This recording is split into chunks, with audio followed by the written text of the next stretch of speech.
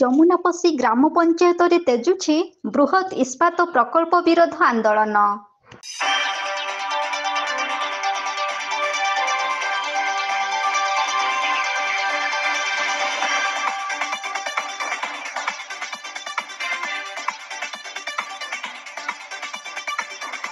କେନ୍ଦୁଝର ଜିଲ୍ଲା ପାଟଣା ବ୍ଲକ ଅଞ୍ଚଳରେ ଏକ ବୃହତ୍ ଇସ୍ପାତ ପ୍ରକଳ୍ପ କରିବା ପାଇଁ ରାଜ୍ୟ ସରକାର ଏବେ ଅଣ୍ଟା ଭିଡ଼ିଛି।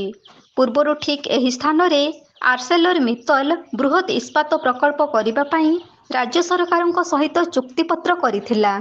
ପ୍ଲାଣ୍ଟ ପାଇଁ ଆବଶ୍ୟକୀୟ ଜମି ଅଧିଗ୍ରହଣ କରିବା ପୂର୍ବରୁ ଆର୍ସେଲର ମିତ୍ତଲ ତାର ପ୍ରାରମ୍ଭିକ କାର୍ଯ୍ୟ ଆରମ୍ଭ କରିଥିଲା।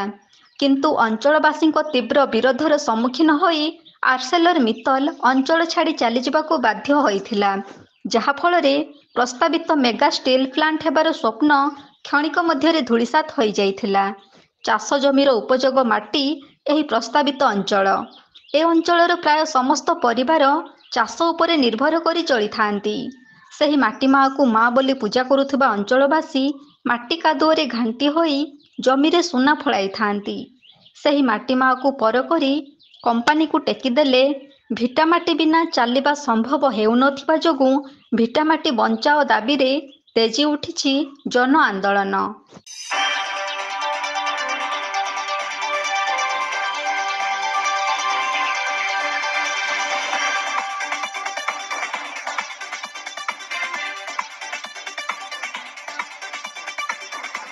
ପ୍ରଥମ ଥର ସରକାର ଗଢ଼ି ନିର୍ବାଚନର ପ୍ରତିଶ୍ରୁତି ପୂରଣ କରିବା ପାଇଁ ରାଜ୍ୟ ସରକାର ପୂର୍ବରୁ ପ୍ରସ୍ତୁତ କରାଯାଇଥିବା କେନ୍ଦୁଝରର ପାଟଣା ଅଞ୍ଚଳରେ ଏକ ମେଗା ଷ୍ଟିଲ୍ ପ୍ଲାଣ୍ଟ କରିବା ପାଇଁ ଚୁକ୍ତିପତ୍ର କରିସାରିଛି।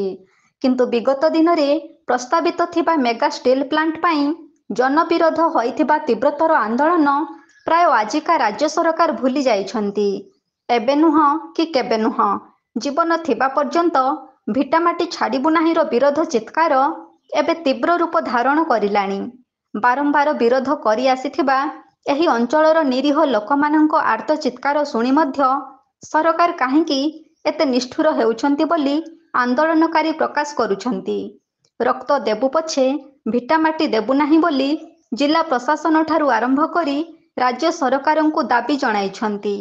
ଏଠାରେ ଷ୍ଟିଲ୍ ପ୍ଲାଣ୍ଟ ହେଲେ ଅନେକ ପରିବାର ବାସଚ୍ୟୁତ ହେବା ସଙ୍ଗେ ସଙ୍ଗେ ନିଜ ଭାତ ହାଣ୍ଡିକୁ ହରାଇ ବସିବେ। ତେଣୁ ଏହାକୁ ତୀବ୍ର ବିରୋଧ କରି ପାଟଣା ବ୍ଲକ ଅନ୍ତର୍ଗତ ଯମୁନାପଶି ଗ୍ରାମ ପଞ୍ଚାୟତର ହାଟତୋଟାଠାରେ ଶହ ଶହ ମହିଳା ଏକତ୍ରିତ ହୋଇ ବିରୋଧ ଅଭିଯାନରେ ସାମିଲ ହୋଇଥିଲେ।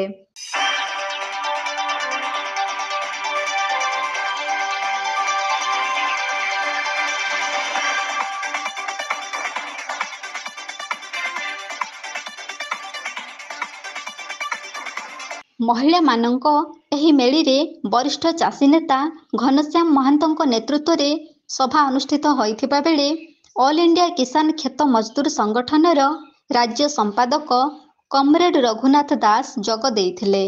କମ୍ରେଡ ଦାସଙ୍କ ଭାଷଣ ପ୍ରସଙ୍ଗରେ ଜିନ୍ଦଲ ସହ ହୋଇଥିବା MOU ବାତିଲ କରିବା, ଚାଷ ଜମିରେ ଶିଳ୍ପ ପ୍ରତିଷ୍ଠା ବନ୍ଦ କରିବା, ସରକାରୀ ଉଦ୍ୟୋଗରେ ଶିଳ୍ପ ପ୍ରତିଷ୍ଠା କରିବା ଉପରେ ଗୁରୁତ୍ୱ ଆରୋପ କରିଥିଲେ। ସେ ଆହୁରି ମଧ୍ୟ କହିଥିଲେ ଯେ ପୁରୁଷ ଧରି ଦଖଲ କରି ଆସୁଥିବା ଚାଷ ଉପଯୋଗୀ ଓ ବାସ ଉପଯୋଗୀ ଜମିକୁ ଦଖଲଦାରମାନଙ୍କୁ ପଟ୍ଟା ନ ଦେଇ କମ୍ପାନୀକୁ ଟେକିଦେବା ଯେ ରାଜ୍ୟ ସରକାରଙ୍କ କମ୍ପାନୀ ପ୍ରୀତିର ଅସଲ ଚରିତ୍ର ପ୍ରକାଶ ପାଇଛି। ଏହି ସଭାରେ ପାଖାପାଖି 20ଟି ଗ୍ରାମରେ ହଜାର ହଜାର ସଂଖ୍ୟାରେ ଚାଷୀ, ମହିଳା, ଛାତ୍ର, ଯୁବକ ସାମିଲ ହୋଇଥିଲେ। ଏହି ସଭାରେ ଜିନ୍ଦଲ ପ୍ରତିରୋଧ ମଞ୍ଚ ଗଠନ ହୋଇ ଏ ଅଞ୍ଚଳରୁ ଶିଳ୍ପ ନ ହଟିବା ଯାଏ ସଂଘର୍ଷ ଜାରି ରଖିଥିବୁ ବୋଲି ସଂକଳ୍ପ ନେଇଛନ୍ତି।